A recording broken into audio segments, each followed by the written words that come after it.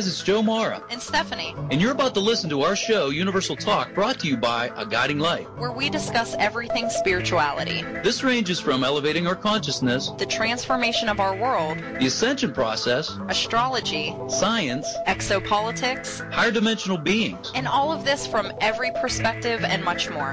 And you definitely don't want to miss our humorous segment, Keeping It Light. Make sure to tune in every Saturday night at 8 p.m. Eastern Time. And don't forget to join the conversation by visiting A Guiding Light, spelled LITE.com, under the forums section, to give us your perspective or to ask questions for future shows or guests. We thank you for listening and send you love, light, and laughter. Enjoy the show. Welcome to Universal Talk. Now, I'm Joe Marra, and I'll be your host for the next 2 hours. Tune in as we explore the unexplainable. Our very special guest tonight is Tolec. Tolec is well known around the globe and needs no formal introduction. However, for those of you who may not know him, check out his website at andromedacouncil.com. Tolec, welcome to Universal Talk. Hey, Joe. Always good to connect with you. Yes, it's been a while, my friend. We did a co-creation of a radio show together. It's I'm sure the listeners are at the edge of their seat waiting to hear what's about to come out of this interview. Well, it's been a dynamic time, I'm sure, for everybody. My life, all aspects of my life have been just flat out busy for certainly for the past year. The past 2 or 3 months have settled down a little bit, but There's a lot going on right now. I'm sure a lot of people have a lot of questions. There are a lot of topics that are being talked about. So, whatever you have that you'd like to address, if you've had people that have sent in questions, or if there's some things that you personally are interested in, we're just going to throw it out there, and you and I are going to talk about it. It's just going to be a conversation, I guess, tonight between the two of us. Yes, and my condolences go out to Stephanie. She's my co-host, and she won't be with us tonight. She'll be behind the scenes running things for us, but her stepmother passed away today, and so our condolences go out to her. Sure, certainly. My heart goes out to her and her family, and I guess all we can do is say some happy prayers for her stepmom, that she goes on to the next phase of her life. Absolutely. Whatever density or dimension that's in. Right, and then maybe celebrate the life that she did live here in this world, because those, of course, I've had people close to me, and there's a lot of people. You talked about the dynamics at the beginning of the show, and so there's a lot of this that's going on right now, and it hits really close to home when it happens to you. And so, again, our heartfelt prayers are going out to her and her family, and there's a lot of people that are probably right in the same place and space right now because of all the changes energetically and otherwise, and we're going to get into that tonight. Yeah. I had a conversation, to sort of dovetail with this topic. A conversation with Thomas Hughes out of Texas. Yeah. And, he Thomas. Yes. He has a couple of higher dimensional contacts who are originally from my planet of origin, Dakota. And I don't remember their names, but the relevance of the story is that we were talking, I think, back in early April, and he said, have you happened to see the Houston, whatever the big Houston paper is? I'm like, no, I don't live in your area. He said, well, I got some news for you. He said, typically over the years, you might see 50 obituary notices, or maybe 65 on the Sunday paper.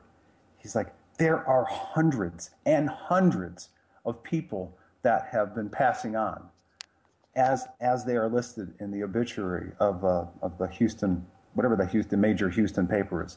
He said it's unprecedented, the number of people that are leaving this planet. Yes, yes. And so, it's really a difficult subject to discuss, especially when it hits close to home. But if we look at it from a higher perspective or higher vantage point, we all know that we all live, we all die, and not one of us is getting out of this thing alive, and so to speak. And so it's important to talk about it and again celebrate the living, because that's what we're here to do. We're spiritual beings living out a human experience. So in my personal belief, I believe that we are energetic, and everything around us is energetic.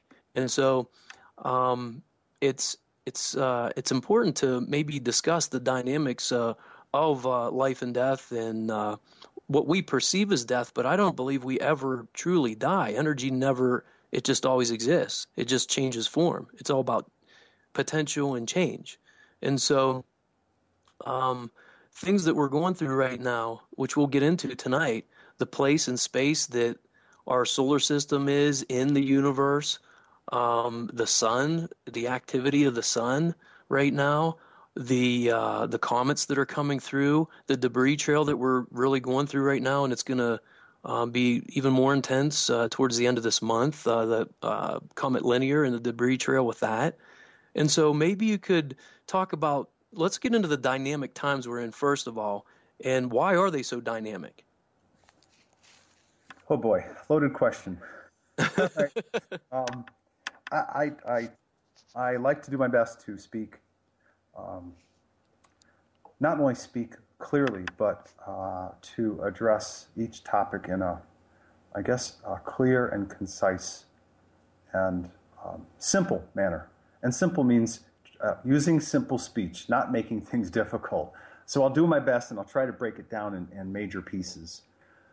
And actually, some of this information is born out of a recent conversation, and just one of those kind of catch-up conversations that I was having with Mark Kimmel. And I want to just take a moment and share with everybody that I can't remember a time that I've met a man that is so intelligent, so calm, and so wise. He's just an incredible, incredible man, and probably one of the people who has some of the greatest insight into, as he calls them, the higher densities. And I'm actually going to change the use of my own language from dimension to density, because it is a more apt description of what happens to us as we evolve. And we leave these organic bodies behind and go to the fourth and the fifth and the sixth and beyond. So let me go back to the beginning of the question. Why is this current time of transition, and why will this upcoming transformation of this world, which is currently and has been a 3D organic dense matter world, into becoming a 4D higher frequency, higher density fine essence matter world, why is it different? I'm sorry to use this four-letter word. Why is it different this time around? Well, the answer is twofold, but first we've got to step back and ask the question, has this planet been 3D the whole time? And what I've learned is that this world at one time was a higher density world, at least for a 4D fine essence matter world. And there was, and other people have told the story different ways. Even the religions make reference to it, but I'm going to try to keep this as simple as possible. Now, I can't tell you when, but when, and I'm going to use some concepts that I believe will be pretty broad but specific enough that people will be able to grasp onto. Let's say, for the sake of this story and this description, there is an all pervasive, sorry, I bumped the computer, an all-pervasive universal energy source called Creator, that some people might call God, the prime creator, force, the source, the one, whatever that word is. Well, what I've learned recently is that this intelligent, fine matter essence energy source is sort of the power generator, if you will, and the glue that provides the energy and the cohesiveness to keep the organic matter universes and planets and solar systems, as well as the lower density, because of course Creator is up at the top, if you will, that it's the powerhouse and the cohesive, if you will, glue that keeps all of this together. So I'm starting at the top.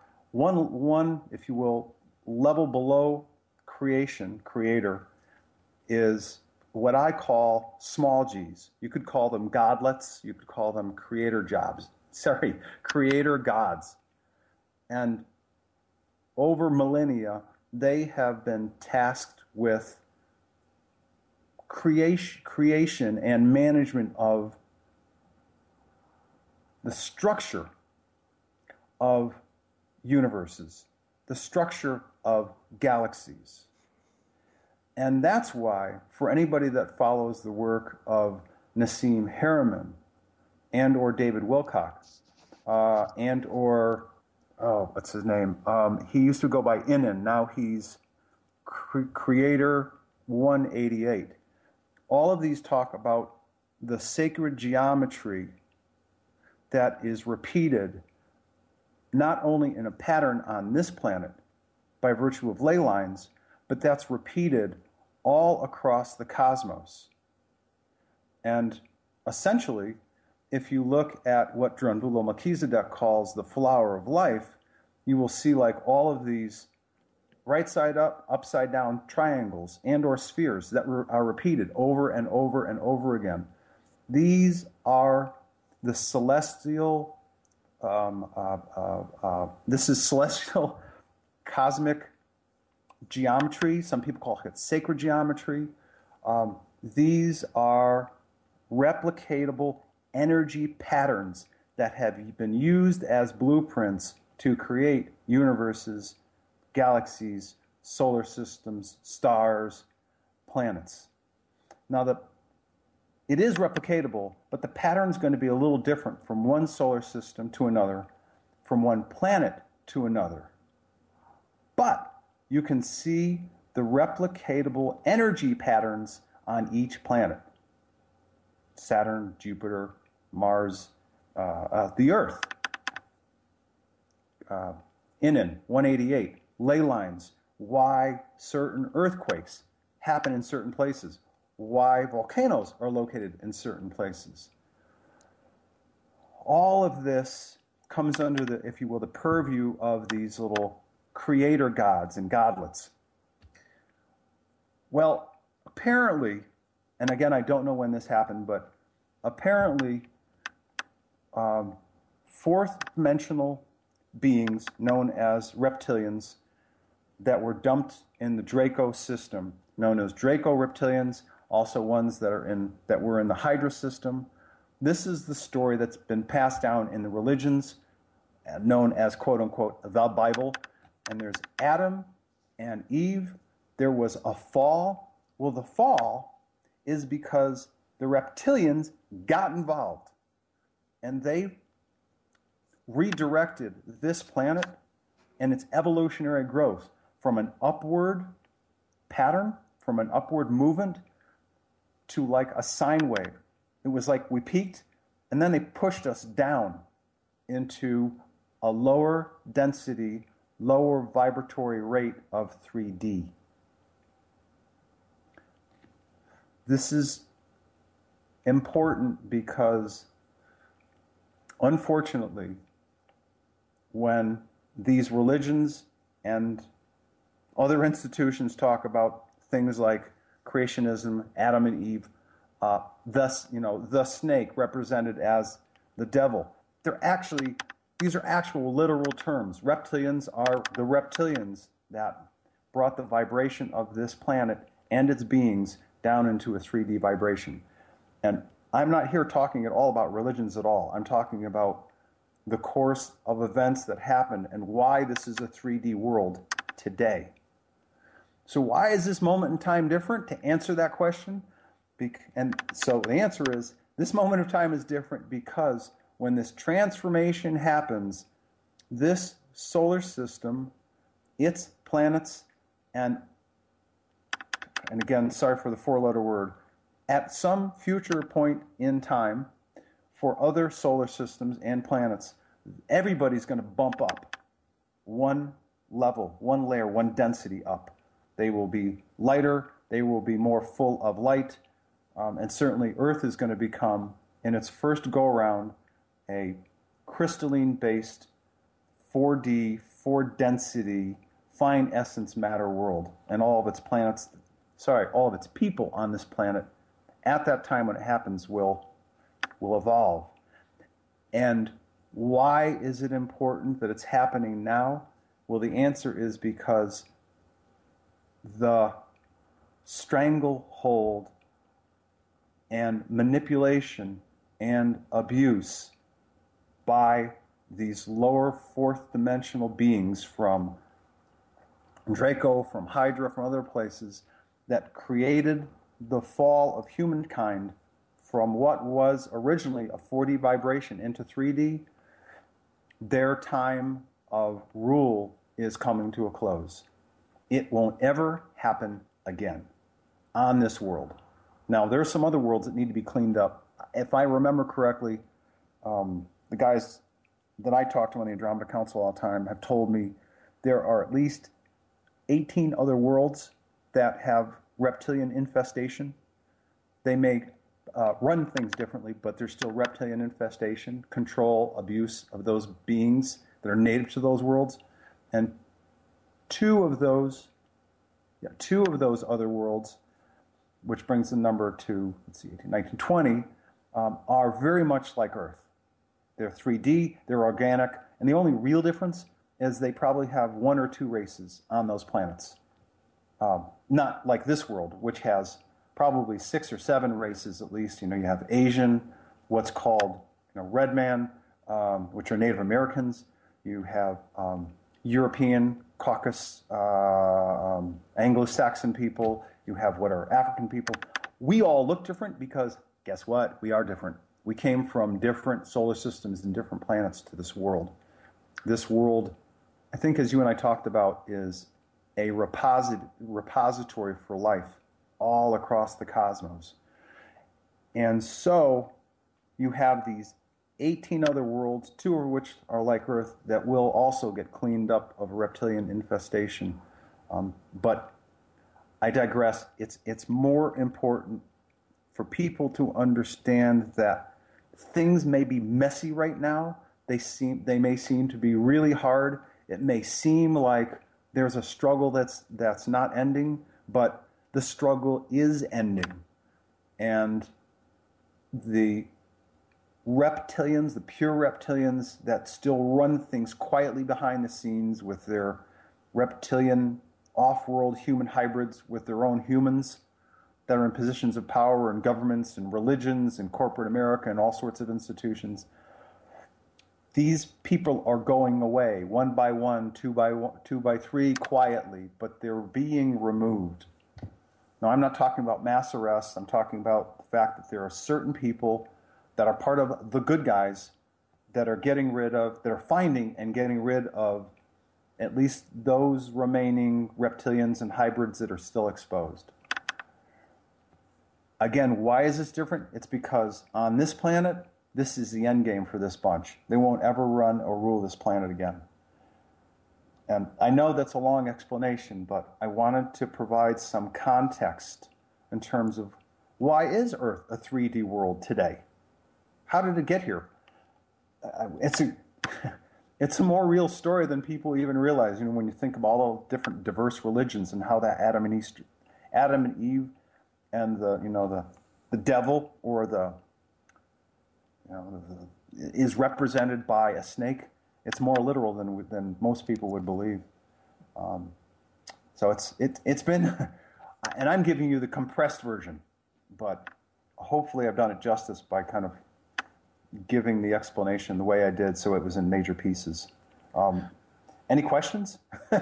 Oh yeah, I'm sure there's a lot out there, but without the backstory, how would people even kind of get a grasp on what's really going on? Because right now everything looks chaotic to those who are totally asleep, and then there are people that are just waking up a little bit right now. And so one of the other variables are that we are at different points on the path of as far as awareness goes. And so it doesn't make anybody better because you're further down the path. It just means that you're a little more awake.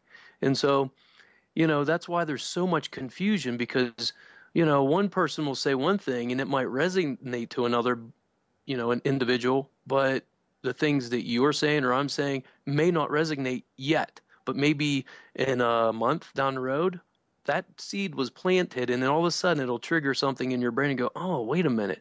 Tolec said that about that. Oh my gosh, you know what? Now I understand what he's talking about, because before I didn't get it because I wasn't ready energetically or with my what people sometimes call soul growth, what I like to call a soul remembrance. Yeah. You are absolutely right. And as we were talking about just recently in a prep session for this show, that's why it's so important that that there are guys and women like me, like Alex Collier, like Mark Kimmel, like Drunvula Melchizedek, like James Gillian, like hosts of others, because not one of us has the whole story. And hopefully, and I believe this is true, at least of the people I mentioned, hopefully each of those people are kind, are intelligent, are discerning, and come from a really good place.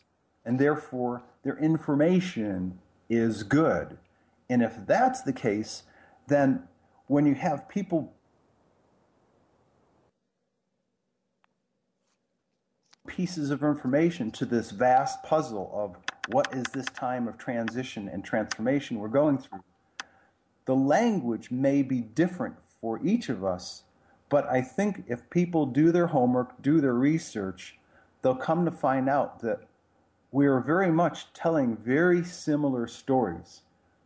And that's important, because if stories are kind of similar and they start to overlap and they start to sound very familiar, then I would say it's reasonable to think that we're each bringing a different piece of a complete puzzle. Right. Absolutely. And so, those who have followed me, I speak about this all the time, about people on different points of the path and finding out myself, me personally. And so I'm going to repeat this for those who are new to the show and are just tuning in. I think it's important to talk about everybody's truth is different, and it's their own truth, because, for an example, last week my truth was one thing, but as I listened to Tolec's interview, it may enlighten me to a point where I wasn't at before. And now all of a sudden, I don't believe what I used to believe, because I've risen in my awareness, my consciousness, my belief systems, and also energetically. Absolutely. I absolutely agree with you. And I think that it's probably parochial to think that things stay the same. It's like the 1950s view of the world. It's like, oh, everything's going to be just fine. Well, about the only thing, and this is an offhand quote, but about the only thing that is constant is change. Yep. And even, it's certainly in the conversations that I've had with my own Andromeda Council contact people, with Mark recently, My perspective on a few issues has changed, and we can dive into some of those topics tonight. And I'll take them one by one as you ask about them. Sure, absolutely. And so, you have the floor tonight, and I think it's important for me just to let you go with it. I know there's probably some people who want me to interject and ask questions, but this when you don't have a steady flow of energy, when people like the host keep butting in and asking questions, it diverts the flow of energy, and you go off on these tangents, and then you never get back to the real completion to that thought. And so, if I'm not butting in and I'm just allowing you to talk, that's the reason. I want you to finish your thought. I want you to go, and when you're done, I want you to say, okay, any other questions? Okay? Sure, but I'm gonna take this brief moment to say only at this moment in time, I disagree with you, and I disagree with you because guess what? I learn more, and I'm prompted to pull down the information that I know inherently, and or something that I've learned, and by inherent I actually meant intuitively. Your questions stimulate the information that I have and the knowledge that I have. So I'm sure that we'll cover the information that I know about. You keep asking questions, and we'll continue to have this dynamic conversation. But this is a conversation between you and I. I mean, and the rest of the world is listening, but it's a conversation. So right, but I'm not going to butt in every 5 minutes. Where do you want to go next? Well, we could go in many, many directions because there's a lot going on, right? But we talked about the truth. We talked about energy. We talked about the dynamics of what's going on right now. And so some of the variables that we probably should get into, because we talked about why the world is in a 3D state of being or consciousness or awareness. But what influences this raise? Like, there's got to be something that I want to say maybe, I hate to say external because that's separation, because everything is one energetically. But when we're coming from a perspective of, say, fourth density, and this is how I look at it. Each density has its own rules. And so that's what the separation from the very top the whole way down, that's what gives us our perspective. That's what gives us our awareness and our experience. And so what we're talking about tonight is a certain perspective. And as you go up the ladder, there's less and less separation. Then all of a sudden you have the bigger picture. You're putting the pieces to the puzzle that we have together. And so I think it would be important that the conversation we're having tonight is blending the 3D and 4D together with consciousness, with physicality, tangibility of what's going on, what can we see, and what is influencing us behind the scenes that we can't see. And so the next question I think we should transition into would be, what about the additional like cosmic and celestial events that's going on, and what are they? What does that mean? Does that mean it's a solar eclipse? Does that affect us? Does the lunar eclipse affect us? Full moons obviously do. We know in medicine it definitely does. Sure. And so we maybe should talk about like comic linear and the debris trail that's coming through right now, and where we're at in this place in space in the universe with our solar system. Oh, okay.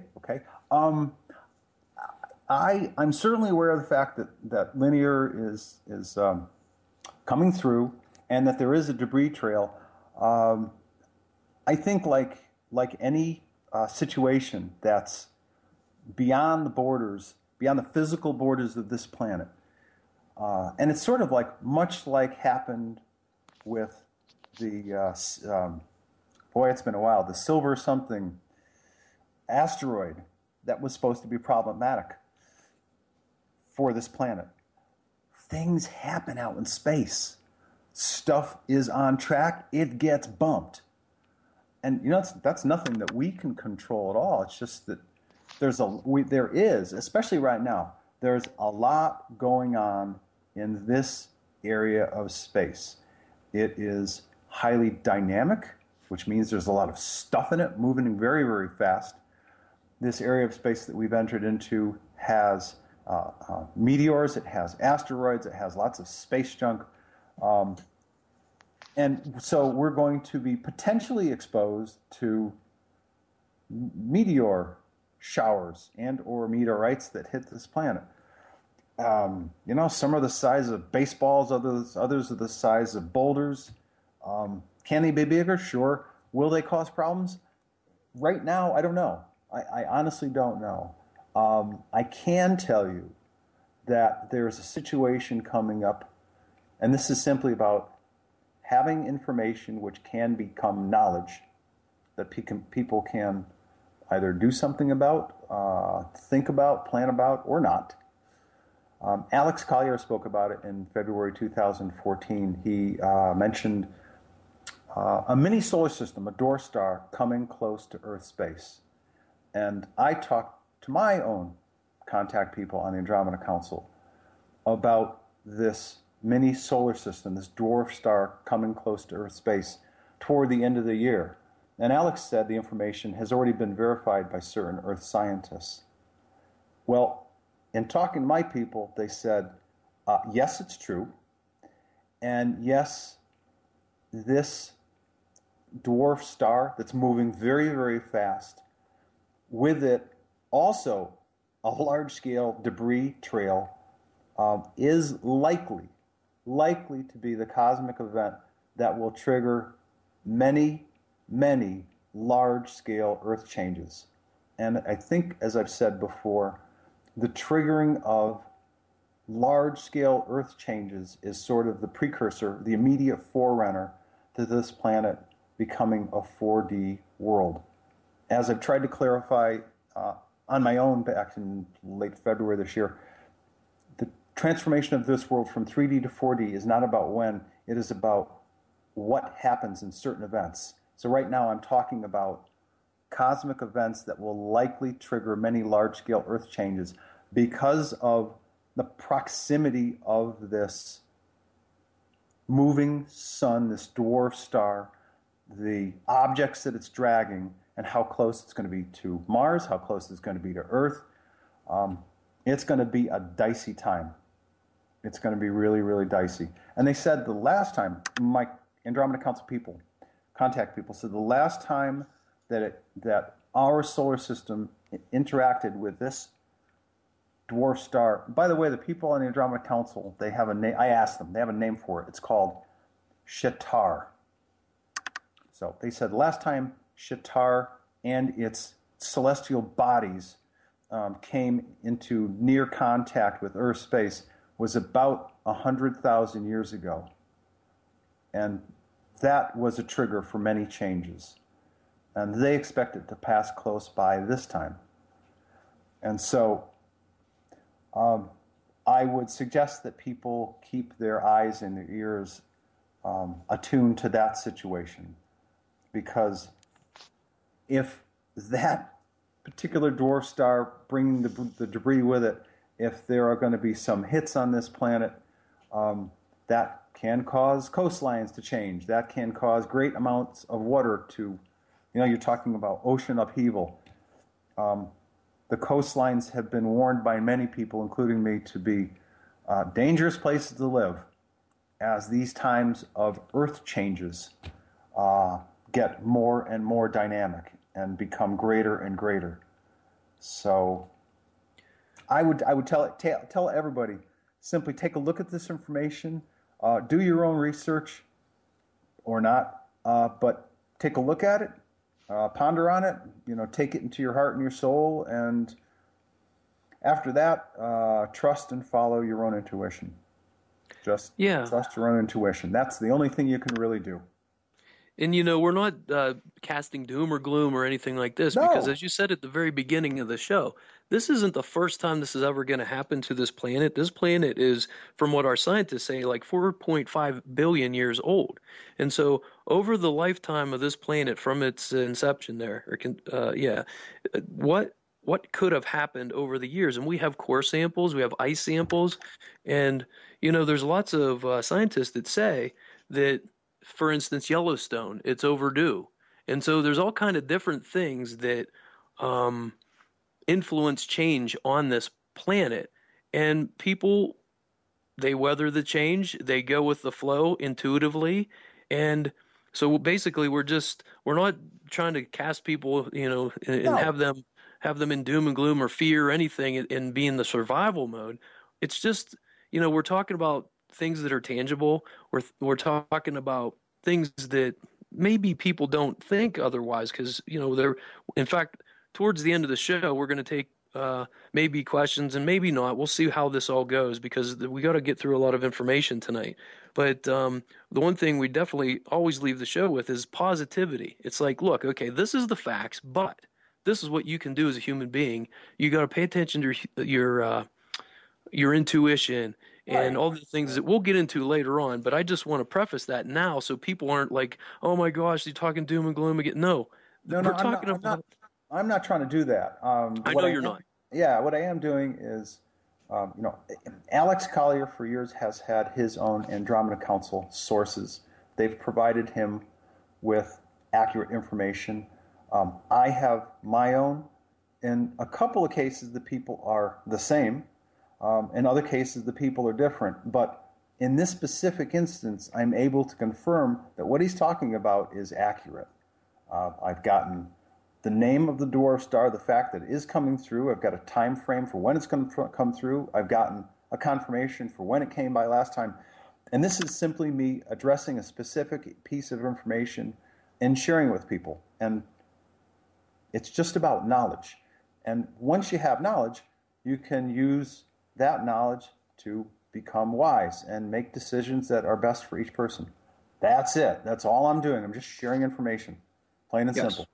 Yep. And so, of course, I'm not saying that that's what you're doing. I'm just, for those listeners that are because I know I'm going to get some emails and I get, communications through YouTube and different things like that initially. But once they hear the rest of this show, I just want people to not tune out or anything. This isn't a doom and gloom show. This is all about, you want to know what's going on in the world right now? Right. It's the same as here, and I'll give you a good example. I use this a lot. So you're an ostrich and you're in, I don't know, or you're some kind of animal and you're, say, in Africa, and all of a sudden the hyenas are all around you. And so, they're coming to eat you, whether you believe it or not. You stick your head in the sand. Is it still coming? Or because you hid your head in the sand, is it not going to come now? It's the same thing with having this knowledge of these events and things. People need to wake up to what's really going on the planet, and we can make changes at a higher vibration to have the Earth and all the other things that are going on not be so traumatic. But you have to be aware of it in order to make those changes that you need to make. Do you know what I'm saying? Yeah, absolutely. And I want to stay on this topic, but I want to go off on a different tangent because I feel It's really, really, really important. This is relevant, but it's a different tangent from where we've just been over the past, 15 minutes I've been talking. Here we go. I tend to be very impassioned about people's individual sovereign rights. And when I was preparing for this show recently, a set of words kept coming to me that I wanted to share with everyone. And they're not my words, but they have such a profound impact. And I just read them recently.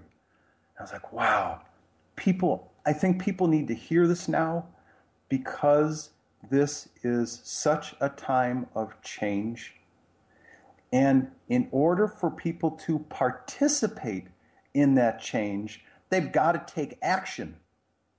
And this is where my passion comes from. You got to take action. And I'm not telling people what to do. I'm just saying that if you want to participate in this time of transition, you just can't sit around and watch, let's see, wintertime football becomes hockey, which then turns to basketball, which then becomes baseball season, and then the cycle goes over and again, on again. And all of the things that are out there, and I'm not saying that sports are bad, but what I am saying is that the media and other institutional sources out there have come up with all sorts of kinds of entertainment to keep people entertained and keep people pacified. Absolutely. And what I'm saying is, if people want to change their immediate world, then at some level they need to take action. Yes, absolutely. All right? So that's the first premise. So let me respond to that real quick. Please do. So this is what I do in my day-to-day practice, practicing family medicine. And so people need to be responsible for themselves and their own actions. And so when they come into me and they say, okay, doc, what should I do for this? And I'll say, with my knowledge, with my experience, this is what is going on. And you can do this, this, or this. And they say, well, what do you want me to do?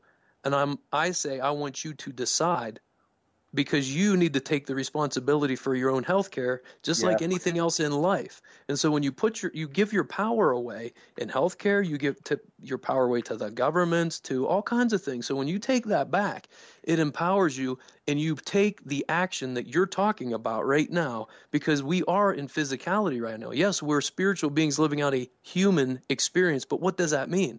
That means that you have the opportunity to sit around and be the observer if you want, or you have the opportunity to participate in the changes that are necessary on this planet for yourself, for your fellow man, for the planet, for the solar system, for the universe. Well said. And so I totally agree with you. Well said. Well said. Yeah, and unfortunately, and this is your realm, but I'll speak to it briefly. The generation of our parents, the World War II generation, and I think to some degree the Korean War generation. It started to change with Vietnam. But the generation of our parents and the generation after them would go to the doctor and say, I've got to go to the doctor. The doctor is going to take care of me. The doctor is going to give me my medicine. I have to go to the hospital to get my blood drawn because the doctor needs to monitor my health. We need to monitor our health. We need to be responsible for our health. Right. What do we eat? How much do we eat? Make those decisions. And I believe that the more of those decisions that we make, each person is going to find that their health is going to change. Absolutely. I see it every day. Yeah, they're taking self-responsibility. Yes. But I want to shift back onto the tack that I was taking about self-responsibility in the immediate world that we live in, and why I believe it's important for people to whatever degree they can, take action. And now I'm going to read something that pretty much sums up one way that people can take action. And it's about 4 or 5 paragraphs, but they're very powerful, and they were spoken many years ago. And people when they hear the first few words, they're going to go, oh, okay, here we go. But you'll know when I'm done. And the power and the impact of these words are incredible. And what I want people to do is listen to what these words say, because they have meaning. And why do these words have meaning at this moment in time? It's because I believe we're at a precipice of change in this country, socially, consciously, politically, and we have to act to create change. So now I'm going to read, all right? Here we go. When in the course of human events it becomes necessary for one people to dissolve political bands which have connected them with another, and to assume among the powers of earth the separate and equal station to which the laws of nature, of nature's God entitle them, a decent respect to the opinions of mankind requires that they should declare the causes which impel them to the separation. We hold these truths to be self-evident, that all people are created equal, that they are endowed by the Creator with certain unalienable rights, among these life, liberty, and the pursuit of happiness. That to secure these rights, governments are instituted among people, deriving their just powers from the consent of the governed, of the governed, that's us, that whenever any form of government becomes destructive to these ends, it is the right of the people to alter or abolish it and to institute new government, laying its foundation on such principles and organizing its powers in such form as to then shall seem most likely to affect their safety and happiness. Prudence indeed will dictate that governments long established should not be changed for light and transient causes. And accordingly, all experience hath shewn that mankind are more disposed to suffer, while evils are sufferable than to right themselves by abolishing the forms to which they are accustomed. Those are the initial paragraphs of the Declaration of Independence, a unanimous declaration of 13 United States of America, written and signed in Congress July 4th, 1776. And if it sounds like I'm getting emotional, it's because I am, because I can't think of any time more important when people should make changes, because the system that works today does not work for the betterment of the people, and it has not for years. And if the beginning of that change is simply, in a practical form, to go to the voting booth, the polls, if you will, and vote for, I'm going to create a name, Joseph Smith, because Joseph is independent and he stands for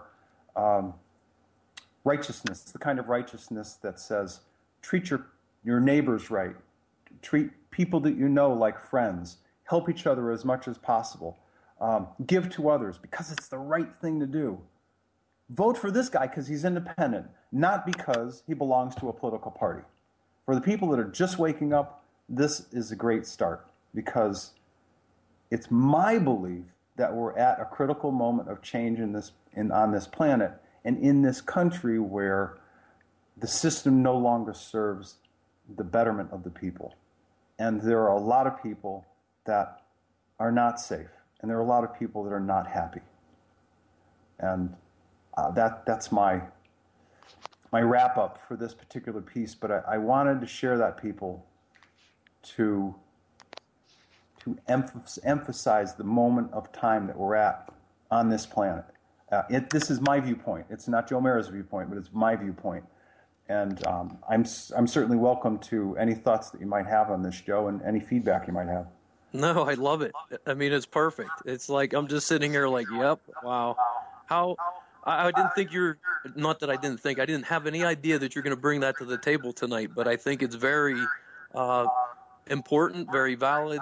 It's timely, and absolutely. I mean, God, I mean, as you listen to the words of what this country was supposed to be like. Yes. And so then you take a look back retrospectively from right now, and if we're going to go back in time, look at all the things, all the transformations that have happened between that date and where we are today, and how far from those words and the thank you, the intent that had been put in place at that particular moment of now, that life, liberty, safety, the pursuit of happiness. Of happiness, right? How many people are happy that you see? But here's the thing I want to say, Tolec. How many people even know that is the Declaration of Independence, what it actually says, and are they knowledgeable enough? And so we've become lazy, maybe, and we've given our power away. So this is what it goes back to with me giving the example of healthcare, but in all aspects of our life. If we truly knew how controlled the country, not just the country, the world, and we wouldn't stand for it. And, right. And so we've gotten lulled into this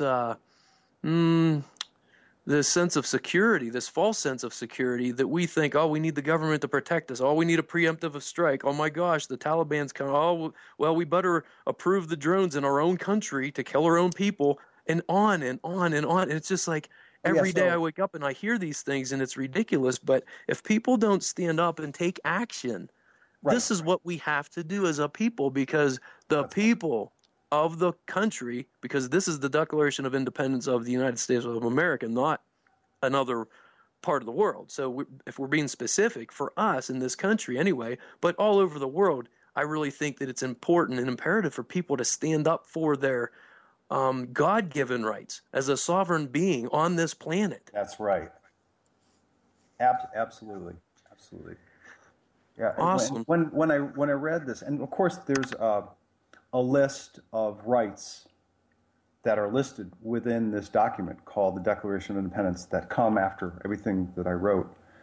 I didn't write it. I read the words, but when I read it recently and then read it again this evening and read the words written and signed in Congress July 4, 1776, I was like, wow, these guys were so way ahead of the curve in what they were trying to build in this new country.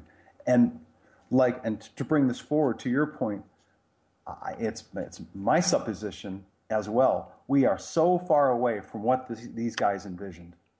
And a lot of the reasons that we're so far away as a people collectively is because we have, either by choice or by abdication, empowered people in positions of power, i.e. the Senate, the Congress, the judicial branch, etc. We let them keep making laws, and we don't have any say in it. You know, executive orders that the president signed is one example. Laws that Congress passed that we, the people, certainly aren't involved in, but those laws get passed, and then more of our rights are abridged. And we're like, what do you mean, we the people? We're down here. We're just a bunch of little guys, and all these laws are being passed. Why? Because some people thought it might be a good idea to take actions based on fear. Yes. And if you look at the political party, it used to be a demarcation with the Democrats and the Republicans maybe back in the day. And so you have a choice of two parties only most of the time. Joe, same coin, different side. Yes. Nowadays, this is exactly what it is. But you got to realize that people that get into those it's millions of dollars to run these positions of power or authority. And then all of a sudden you owe favors back to the people that funded this. And so I think that we've got so far away from the true, but it's almost like people that want to get in there to make the changes that are necessary can't even compete because of the monetary value or the money that it costs to even run. And so, you know, this goes back to the banksters. Oh, yeah. Yeah, there's so much that's influential in everything we're talking about. But if you only have one piece, it doesn't make sense. And that's what we're talking about. This is tangible evidence that you don't even have to research. Just what we're saying. Take a look back between now and what you just said, what this country was supposed to look like, and all the changes in between. And then all of a sudden, you have to realize that some of the events that have happened here in this country were like a psyops. And so people will say, oh, well, that's just a conspiracy theory and blah, blah. You know what? Open your eyes and do the research. For the people that say that, I'm telling you right now, you haven't done the research. Because when you dig into it and you go down these rabbit holes, all of a sudden, all this other stuff pops up and you're like, oh my God, how is that related to this? And how is that related to that? And you start connecting the dots, which create links, which create a particular path. You go, coincidence? I don't think so. Right.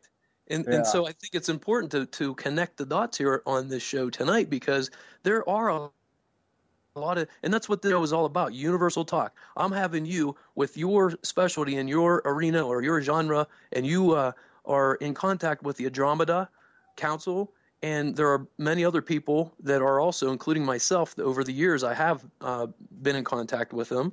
And so the information is so similar that it's actually striking. It's like, oh my gosh, that's exactly what they told me. So I know in my heart, and I know the validity whenever somebody's speaking the truth, at least in my truth, in my awareness, in my consciousness, my discernment kicks in just the same as my BS meter goes up through the roof when someone's sitting there lying to me. I'm like, oh my gosh, this person's just making this up just because they want to be heard, and they want to be famous. But everything that you have said up to this point is so valid to where we are right here, right now, and the changes that are happening every day. I mean, it's subtle in some respects, but if you do the research, you see how it's not so subtle. I mean, there's a lot of changes going on right now, right under our noses and behind the scenes that most people just don't want to know. Yeah. There are a lot of people on this planet that are focused on living this Earth 3D life. They have, if they're fortunate, they have a house and a mortgage, and they're putting their kids through school, and that costs money. Otherwise, they have a rent. They've got bills to pay. They're planning for their next vacation. There are a whole bunch of people that aren't even clued into this information. But I want to step back for just a moment and clarify something regarding my own passion about this issue, regarding this particular moment of transition and change we're in, and suggesting strongly that people take action. I am not advocating a revolt. That's not what I'm doing. What I am saying is, that's right, we have rights as citizens of this country that if we don't like this form of government and the way that it's working or not working, we have the right to get involved and do things to evoke change. In a peaceful manner. It doesn't have to be get your guns out and let's go to the courthouse and string them up. And in fact, it's going to mean work. It's going to mean work, and it's going to mean revision, and it's going to mean revamping the system. But I believe the system needs to be revamped and changed for the betterment of the people living in this country. Absolutely. I just do.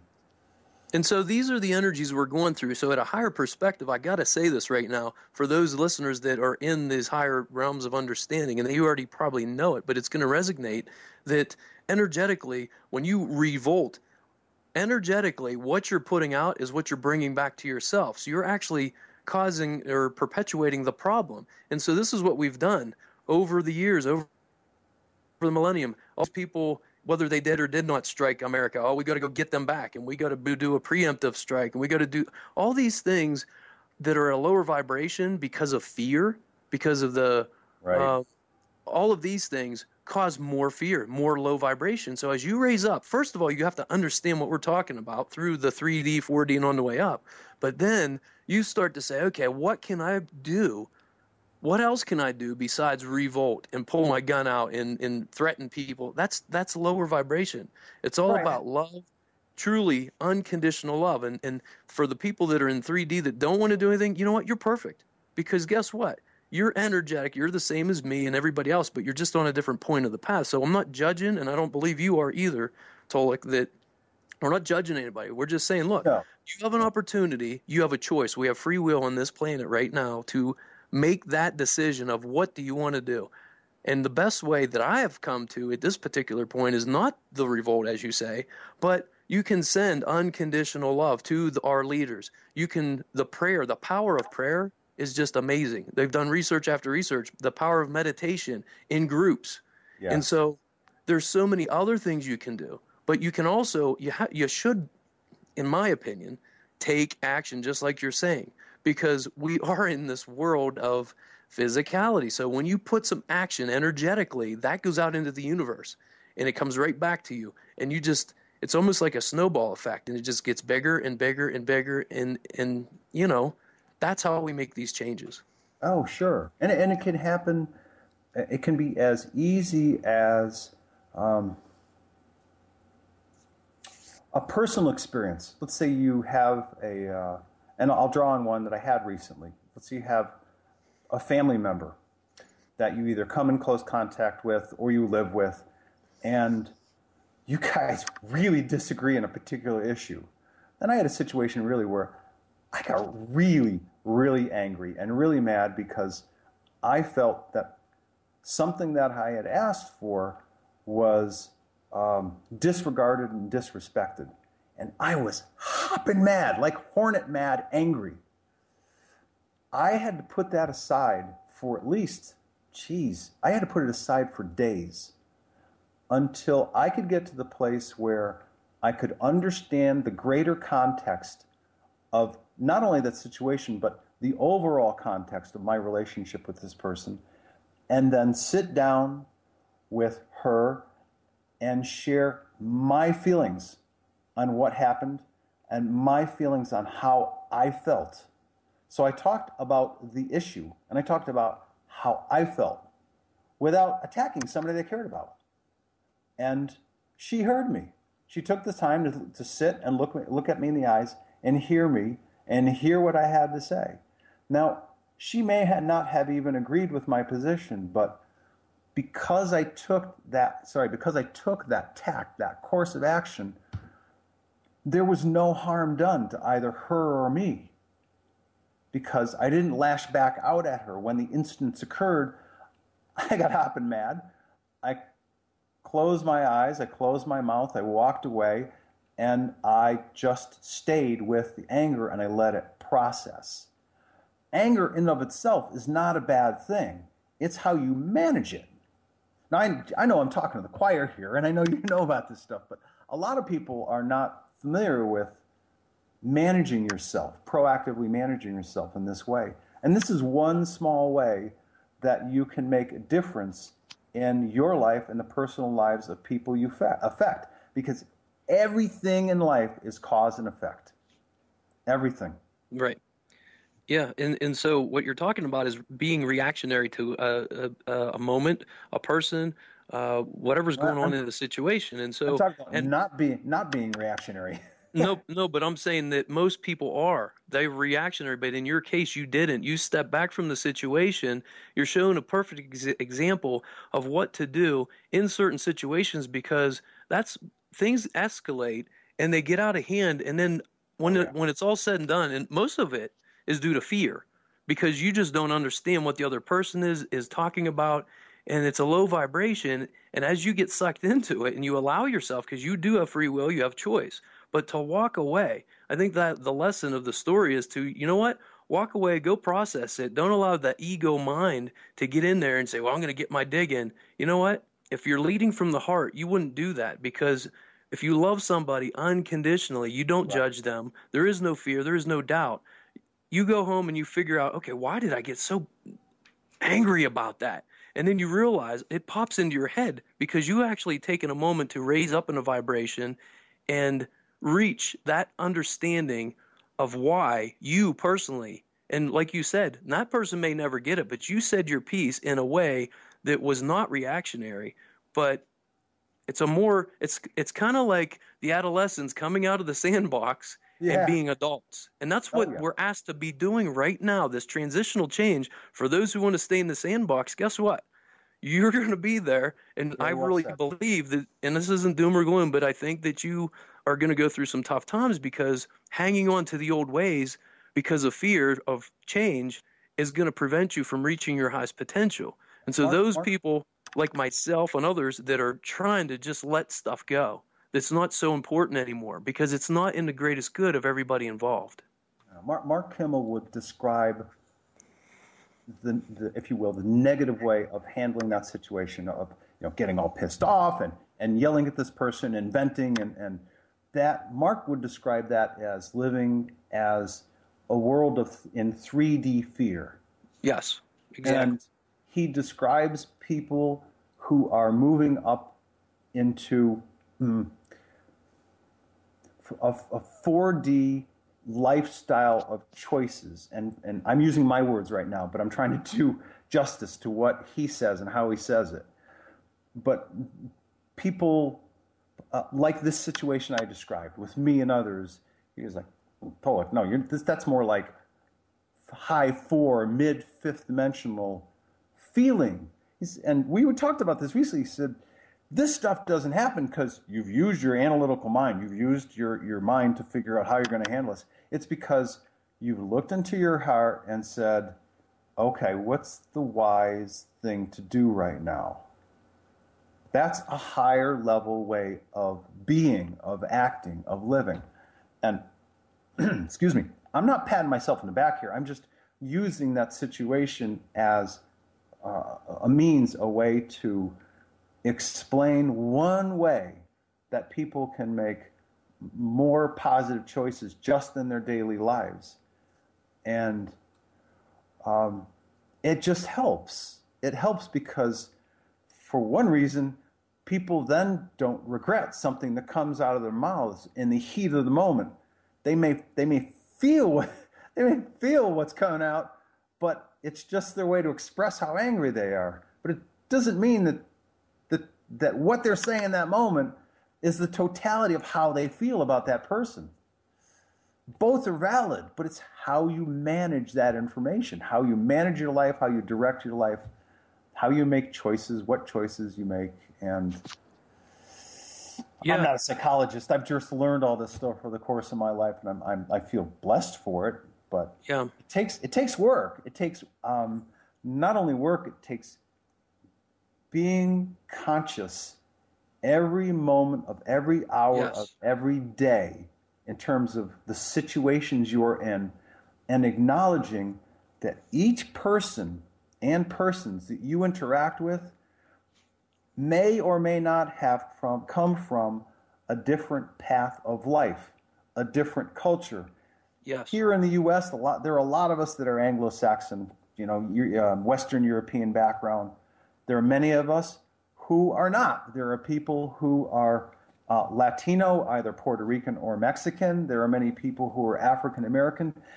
There are people who are Japanese and Chinese, and each of those life paths come with cultural differences.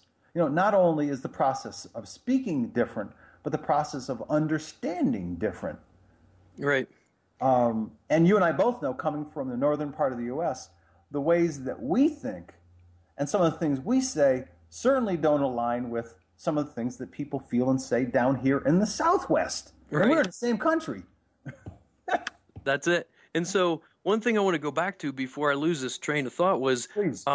It's about forgiveness too. We have to remember that, if you're truly in unconditional love with another person, and my example would be my best friend, Terry. And so we traveled the planet, going to all these places, East Eddy Ranch and, Phoenix and all these things, all these higher.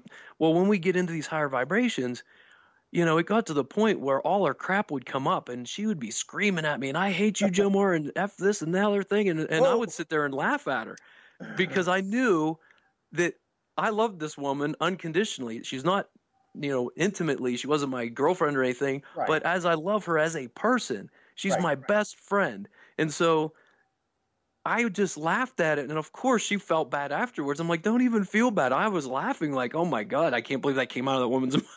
Yeah, right. Of course. But that's part of being human. We have these emotions that come out and they fly out sometimes. And then, you know what? I could take offense to it, but I didn't, because it's like, I understand. I get it. I'm there. I've been in those positions. So when humanity wakes up and grows up and says, okay, look, you can't really hurt me no matter what you say. Yes, I feel the words that are coming towards me because they have an energy to them, but I don't take it on. And I see where you're coming from. Well said. So you actually see where that person is in their awareness. And if they truly are at a higher vibration, they just had to get that energy out, and then everything's cool. But if they're at a lower vibration, they stick with that and they hold on to some of these energies that they carry with them until they're ready to surrender and release them. And then they can raise to a higher vibration. That's right. And that's how it works. Oh, absolutely. And you know what? You make a really good point, because there are people that go through their whole lives that carry stuff forward from their childhood, difficult teenage years, maybe early adulthood in their 20s, where things have happened and they've been emotionally harmed. They have been, at some levels, traumatized. Now, right now, I'm not even going to go into, this is karma from that past life, and she's dealing with what he did to her. And I'm just talking about the energy that's carried forward from specific events that become emotionally traumatizing for either women or men. If people don't do things to transform, transmute, and release the pain of that negative energy, they're going to keep responding in similar situations over and over and over again in their lives. And I know you see it. And it causes dis-ease, because somewhere in the body that energy is blocked. and Right. it's they're holding on to something that sometimes they don't even know. You And don't as a know. hypnotherapist and an energy healer, I Right. see this daily. And Yes. so I could give you, we don't have enough time to go through it, but as a just a brief example, I had a woman one time that she was about 36 and she was married and had kids.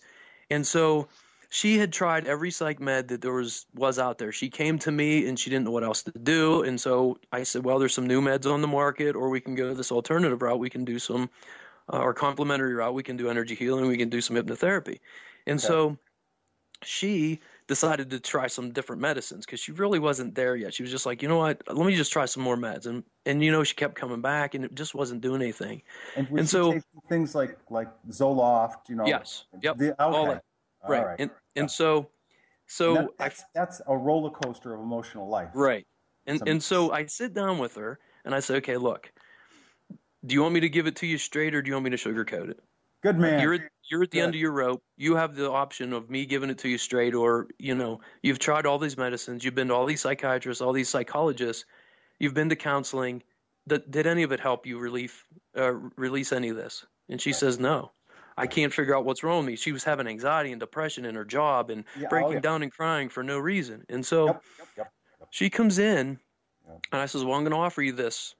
I can't help you anymore because you've tried all this. You're going to either have to go to a psychiatrist or somebody else. The only thing I can offer you is some hypnotherapy and maybe some energy healing.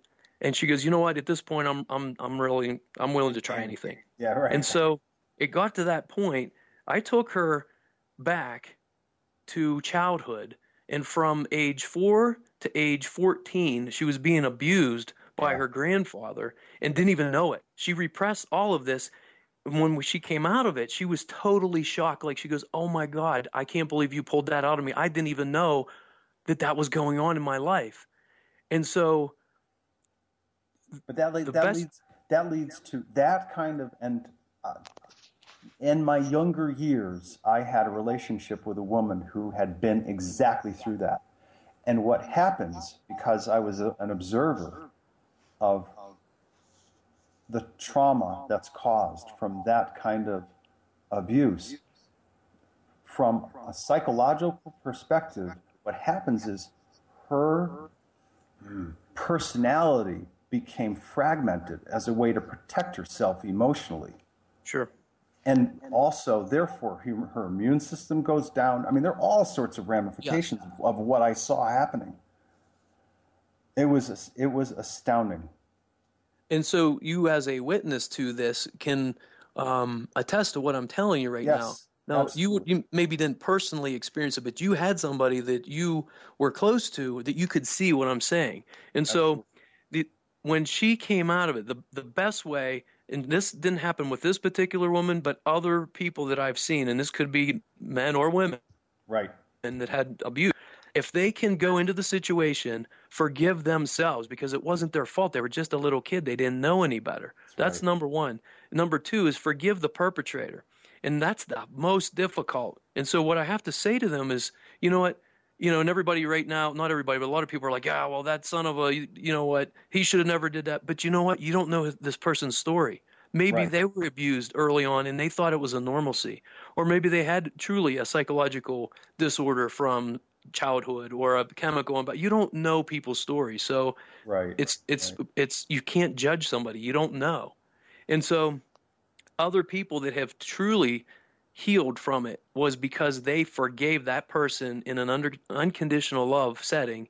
They've forgiven themselves and they surrendered and released it. They didn't need medicine anymore. They felt so light, so lifted. They were bright. I could see it as soon as they lifted. I was like, oh my gosh, I can't believe this person is so much brighter now. It takes Right. that dis-ease away from them. Right. And your method, and of course there are other methods as well.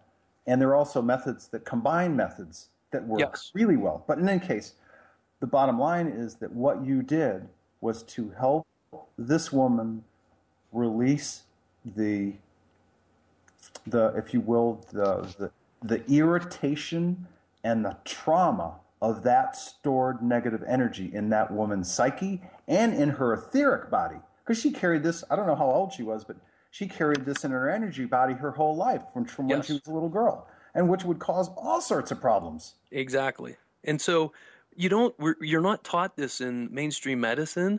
The only reason I know it is because I became a hypnotherapist and a Reiki master. And so Okay. there's the separation, and you can see it in the military, you can see it in day-to-day life, and you see all the specialists. Well, there's an endocrinologist, and then there's a podiatrist. And You're so right. nobody has the bigger picture because of the compartmentalization of everything on the planet, and it's the separation. And so what we're talking about is we go into these higher densities, there's less and less separation, which puts more and more of the pieces to the puzzle together, and you have these aha moments. You're like, oh my gosh, no wonder I didn't see that, because I didn't have the bigger picture. And so all I'm saying is that's what universal talk is all about. Be open-minded to the possibilities. That's it. You just have to be open. If you come in with a mindset of, I don't believe anything but what I can hear, see, smell, taste, touch, well, guess what? You're going to miss the boat, because there's so much more going on out there than what the five senses can give you. Yeah. Yeah. And I know I readily admit that all of the things that we're talking about are at least leading edge and possibly what we would call bleeding edge. But, I am not a know-all. I'm not a seer. I don't have all of the answers.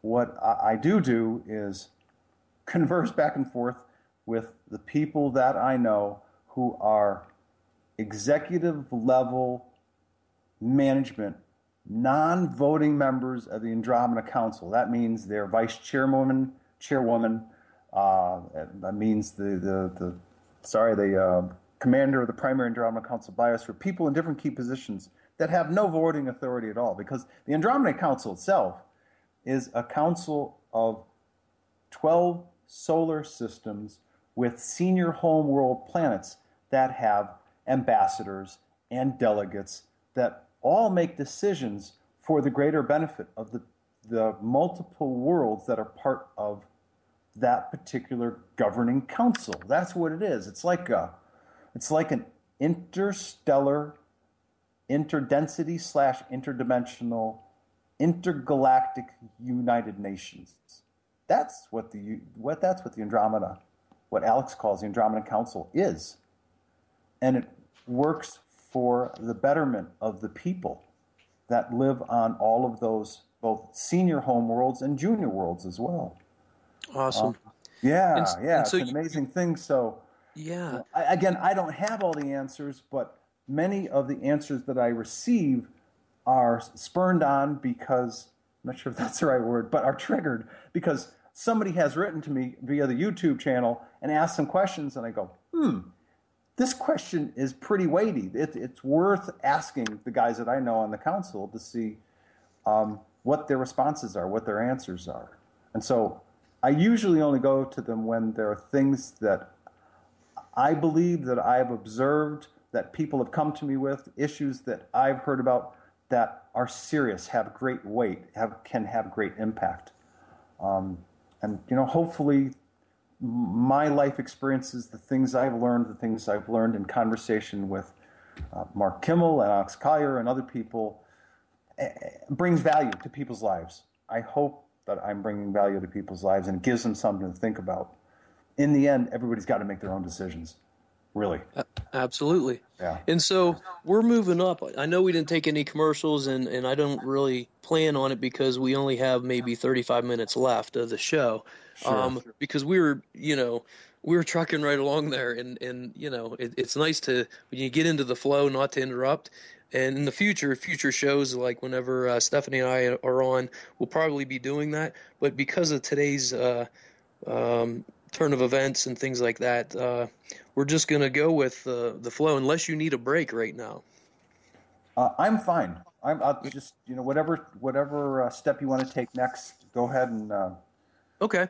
Well, we talked about so much tonight, and so we're trying to pull this all together for the various listeners that are out there. And I think that probably, since you are on the line specifically, and we're talking about the Andromeda Council, people are probably wondering, and they're probably wondering, okay, well, we know this shift was supposed to happen, and so everybody's worried about time. And so that's where we get into celestial events and all this kind of stuff, but everybody wants this pinpoint date. And what I've told people in the past, this is my own thing, this isn't a Tolec thing, this is a Joe Marra thing, is that I've witnessed, because time is linear in our perspective, at least 3 and 4, well, 3D. And so I really believe that everything is a potential, that everything's happening in the present moment of now. And so there are too many variables to try to control from because we're co-creators in this thing called life. And so when we make a prediction that's way far out there, the likelihood of that being 100% gets less and less the further out you go. And so because there's just too many influences that can change, of course, for the greatest good of the population, in other words. And so, to pose the question, why has it been delayed? Everybody's saying, why is it in what does this mean for all of us in the future? Okay. Really good question. And really relevant, because a lot of people are asking the question. My Andromeda Council contact people told me that, and I'm going to paraphrase what I've learned, because, and here we go. I'm not patting anybody on the shoulder right now, but I'm just stating what they said. Because of people like Joe, Marra, Chris, Gio, JP, Jay Perrone, Tolec, Mark Kimmel, Alex Collar, Melchizedek, James Gillian, and on and on and on. And because of the internet continues to be an open communication source that for the most part is non-commercial and enables people to communicate in a way never before known in human history, at almost the speed, I'm speaking off the cuff now, it's almost the speed of light. People are communicating in a really fast manner.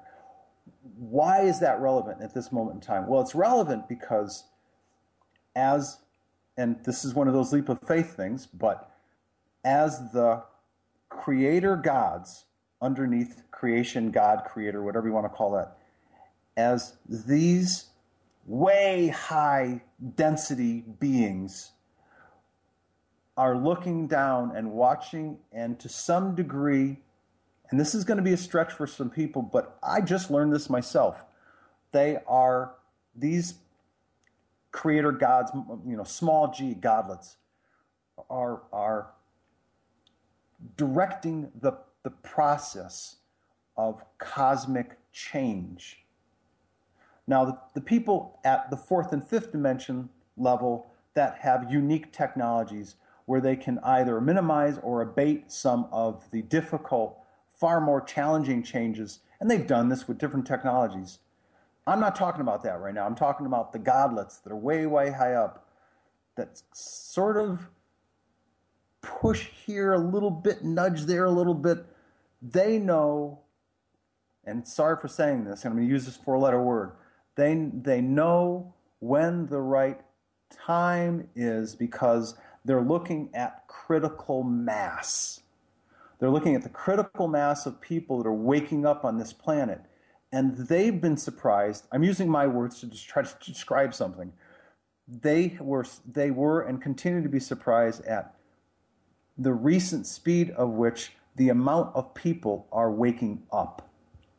There are more people waking up than they thought was possible. Now, is that going to change by a whole bunch? No, it's changing incrementally. But collectively, because at this level, these godlets were in groups, in large groups for that matter. They're large energy consciousness. They've said, we really need to allow the people of Earth as much, here we go again, as much time, as much opportunity as we can for them, for as many of them to evolve to their highest potential possible, given the probable path that things are taking. And so it's nudge here, push there, stall here, from a really high level, way, way high up, as they watch the people on this planet evolve.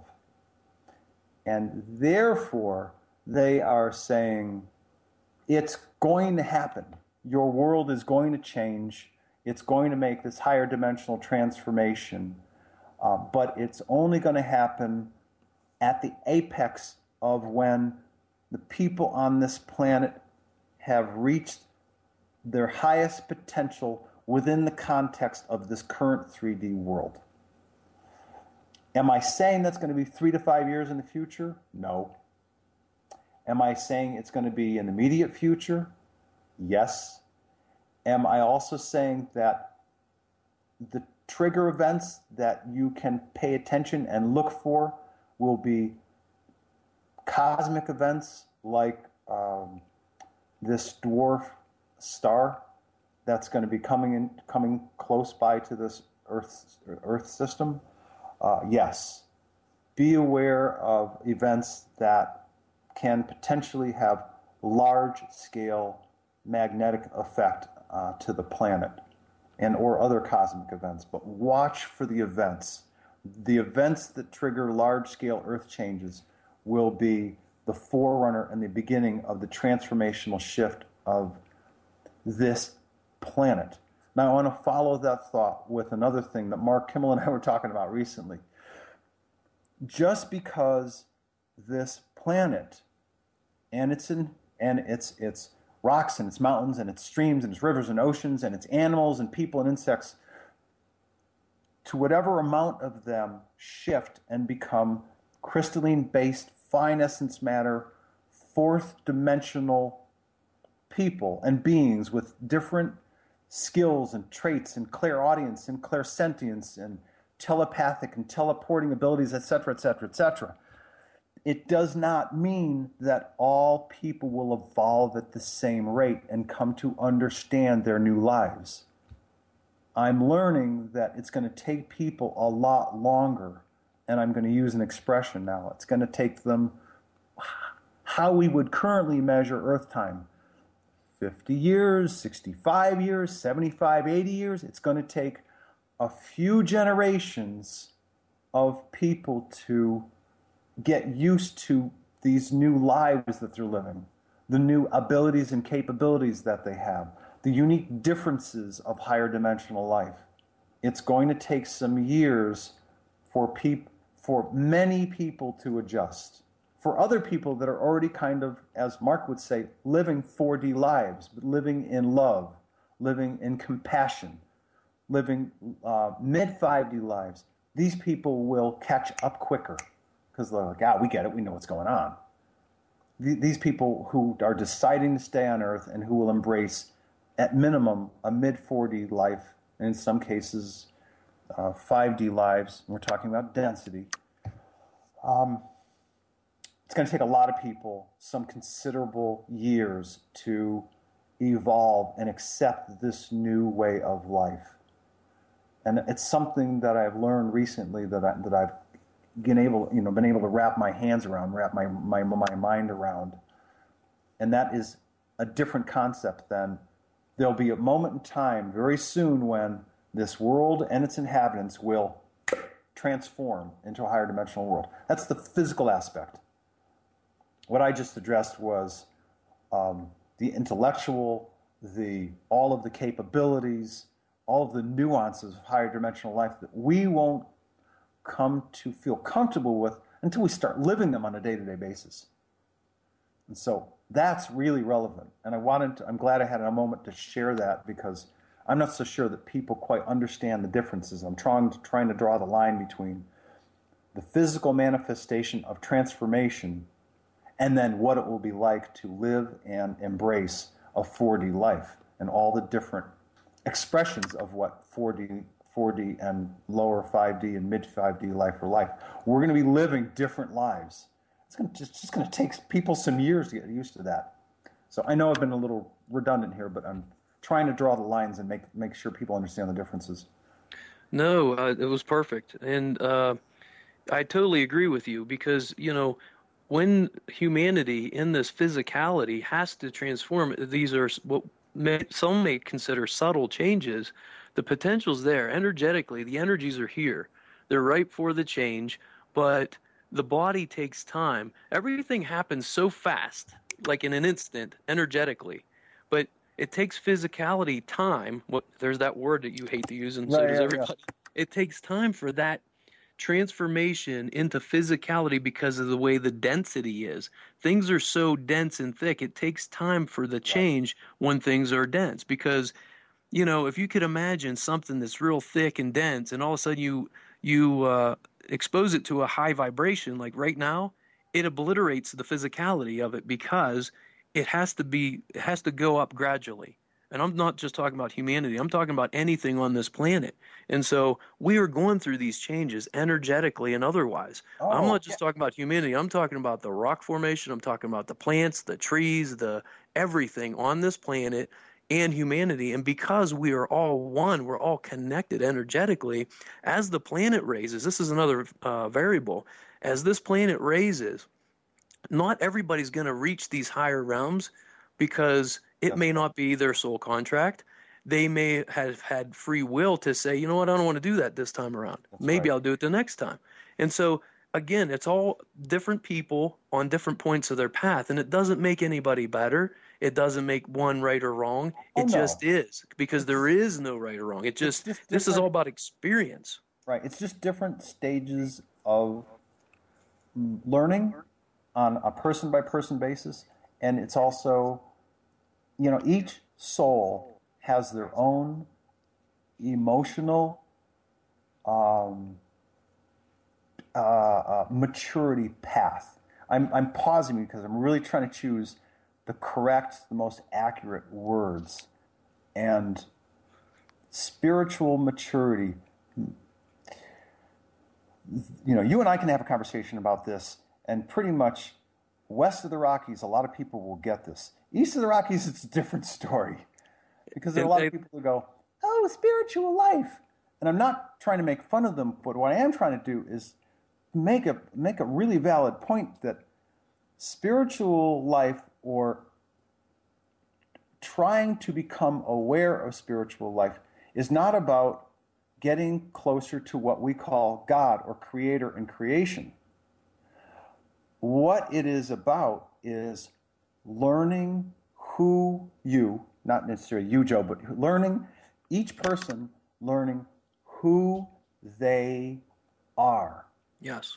Where, not necessarily, but it's possible, not necessarily what star system did you come from or what planet did you come from, but more specifically, what unique combinations of gifts and skills that each person does really, really well that's different from the other person. Why are you here? What gifts and skills did you come to this 3D Earth plane with? As an example, and I've been told this, so I'll repeat what somebody else has told me. They're like, you're a really good communicator. Well, this is something that I do well, and I work at doing it well. Well, I not only work at doing it well, I enjoy doing it well. But other people are really good builders. Other people are phenomenal builders of homes and vehicles. Other people are amazing accountants. So I digress a little bit, but what is spiritual life all about? Spiritual life is really about learning who you are as a unique individual person. And if you want to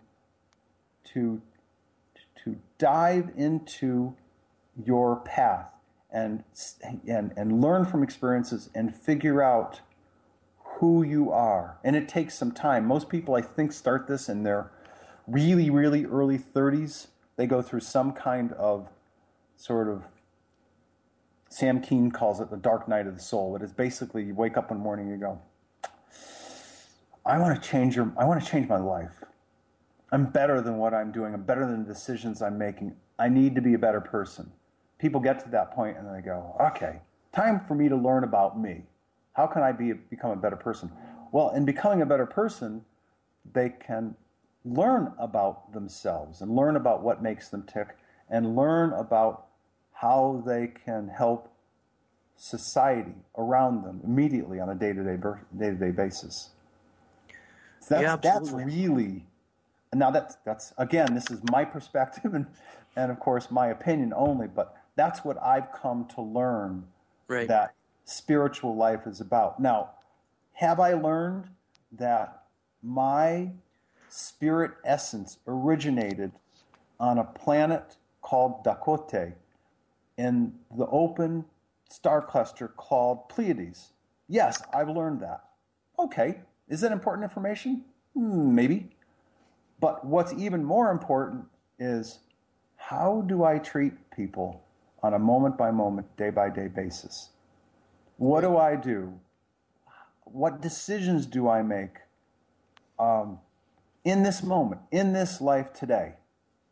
That's what's relevant. Right. I think that's living for me, that's living a spiritual life.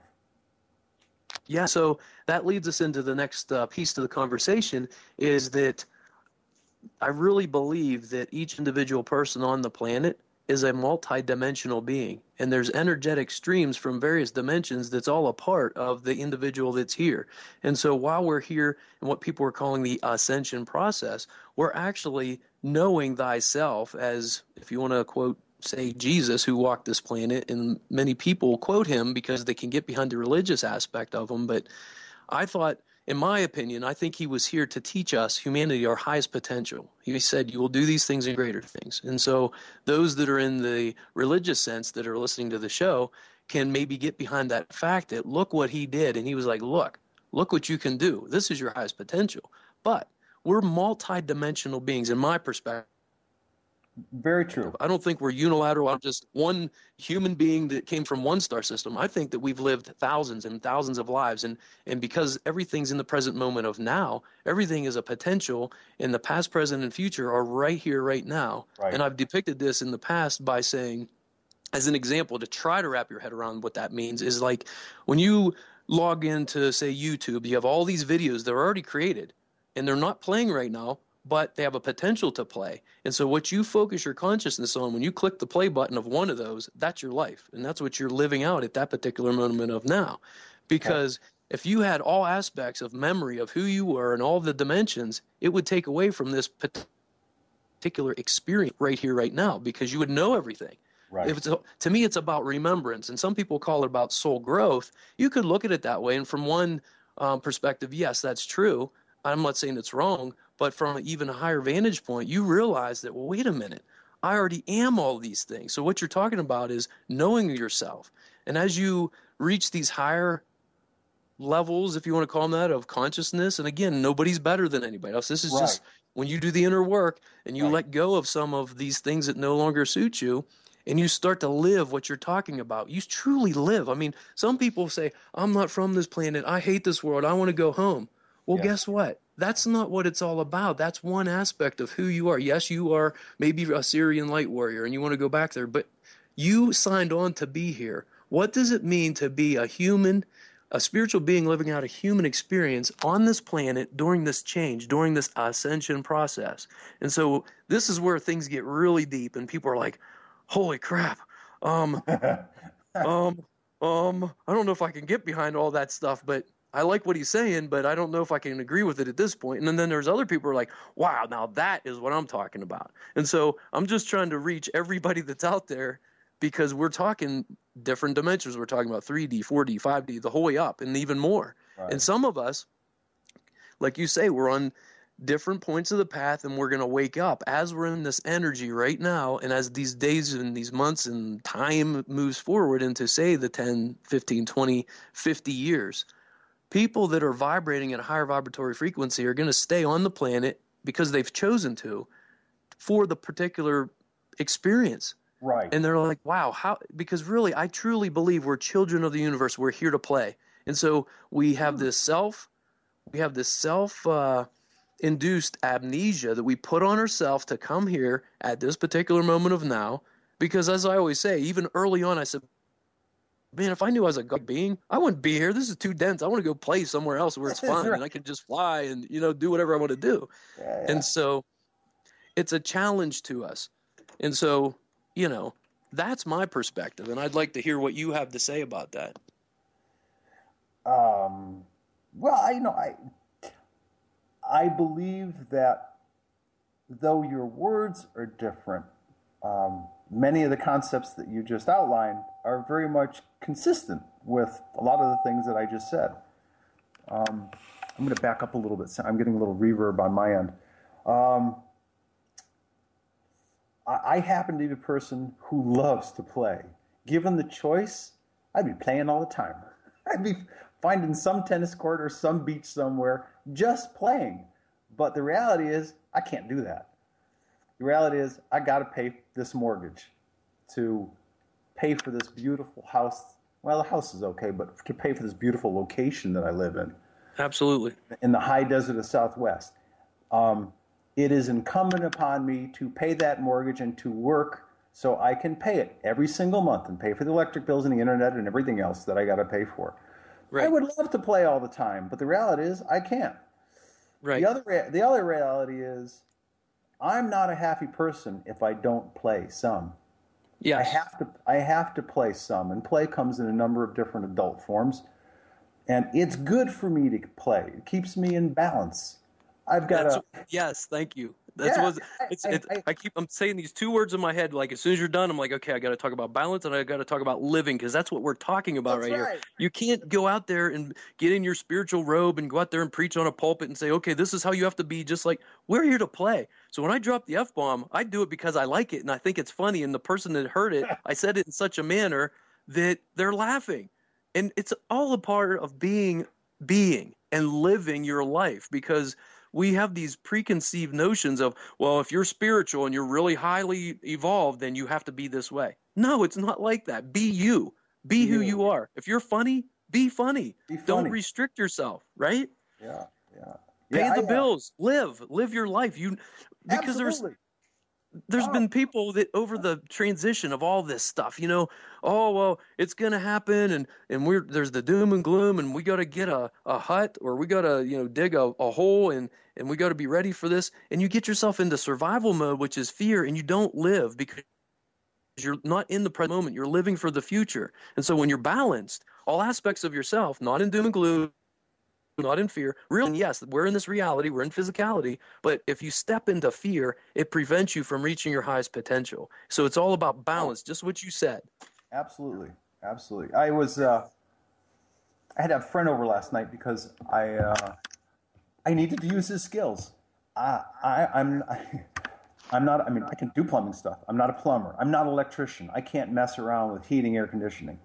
And there were 3 outdoor electrical boxes hanging off my deck because I rebuilt the deck. It was a bit of a rat shack, and now it's a nice deck. I can have friends over. We can sit in the backyard, drink some iced tea, glass of wine, glass of beer, and watch the sunset. Look at the stars come up. Well, I had for like 6 or 7 months these 3 electrical outlets that were hanging off the deck. So I called a buddy of mine and I said, "Hey, John, can you come over and take care of these things for me?" He goes, "Yeah, sure. This time, yeah, come on over."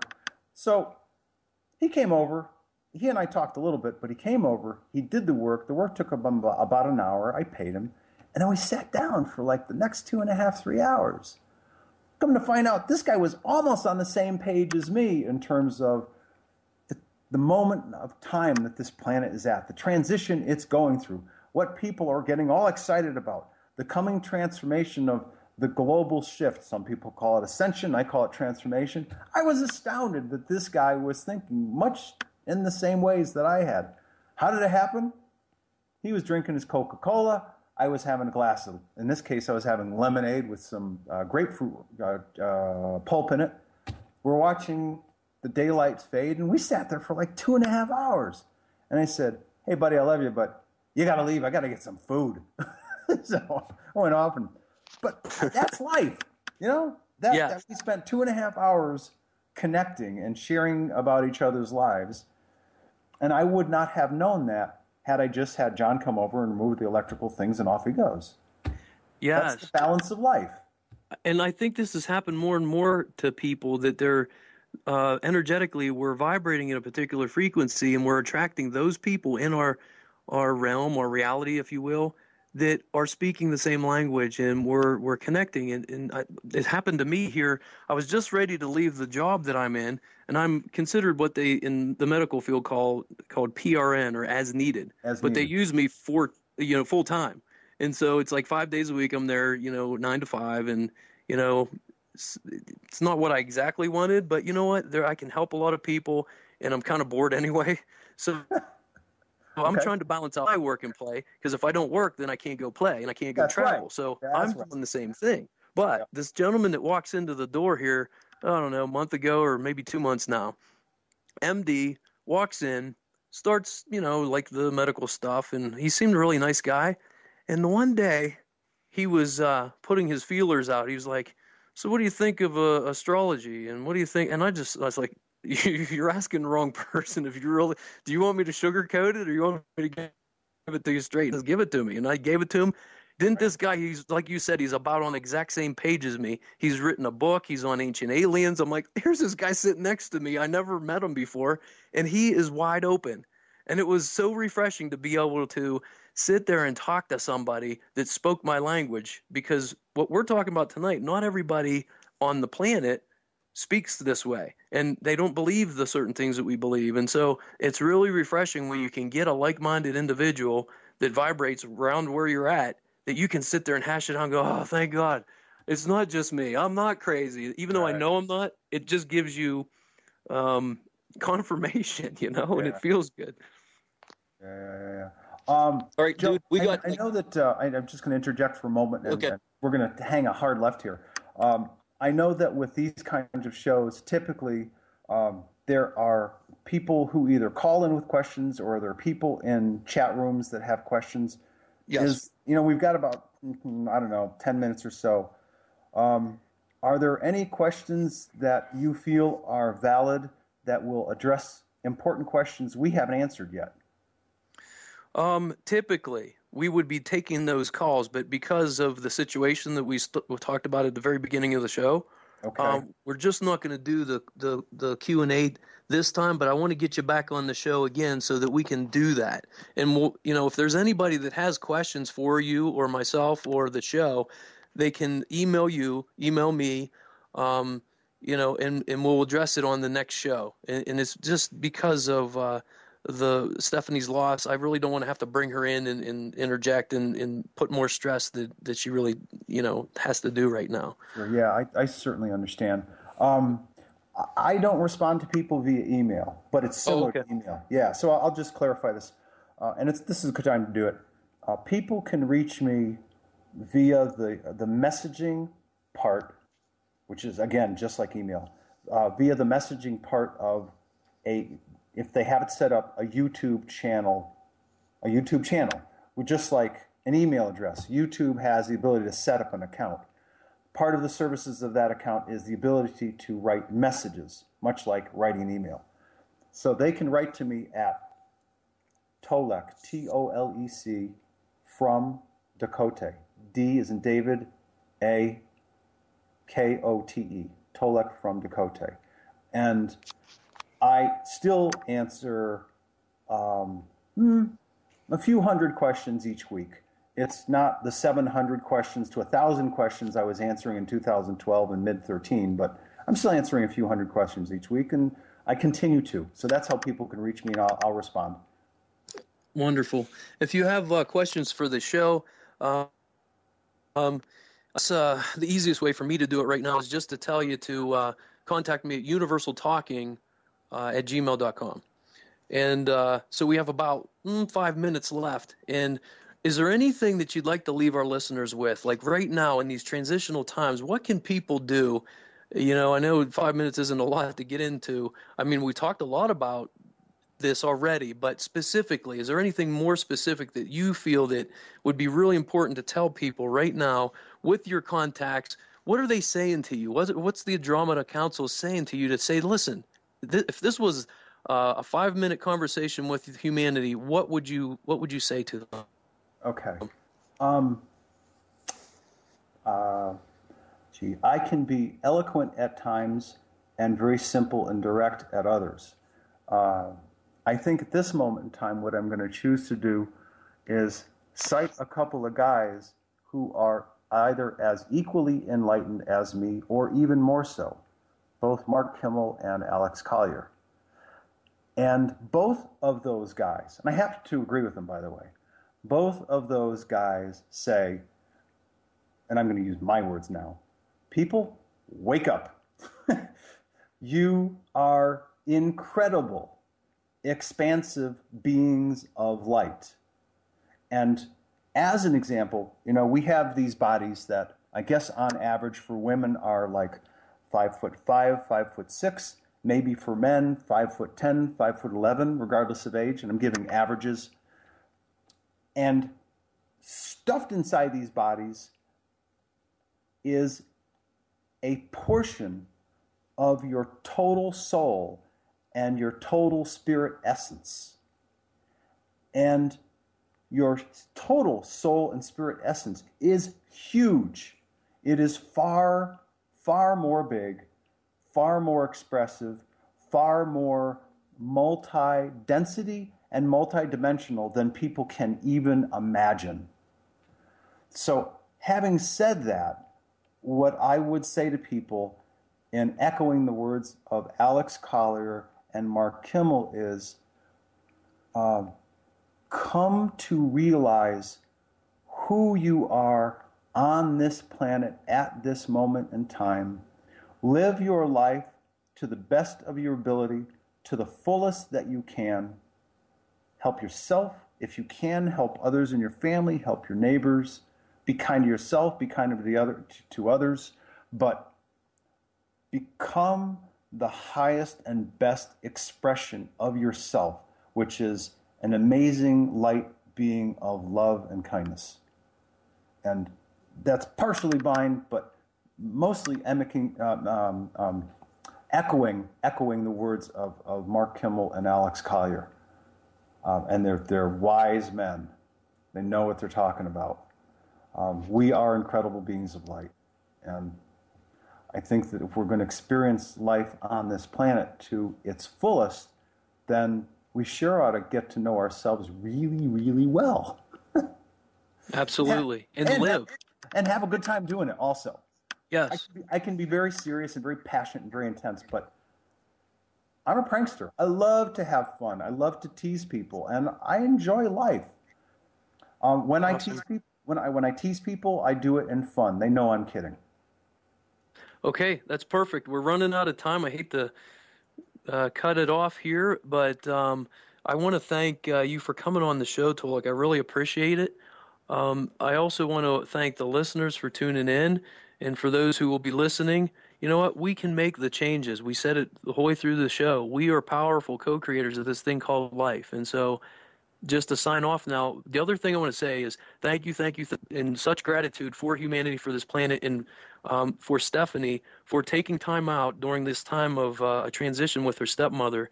I can't thank you enough for being behind the scenes, making this happen for humanity, for the planet, and for this shift, because I really think that this is instrumental, and you stepped up, and even though you're in probably not the most high spirits right now,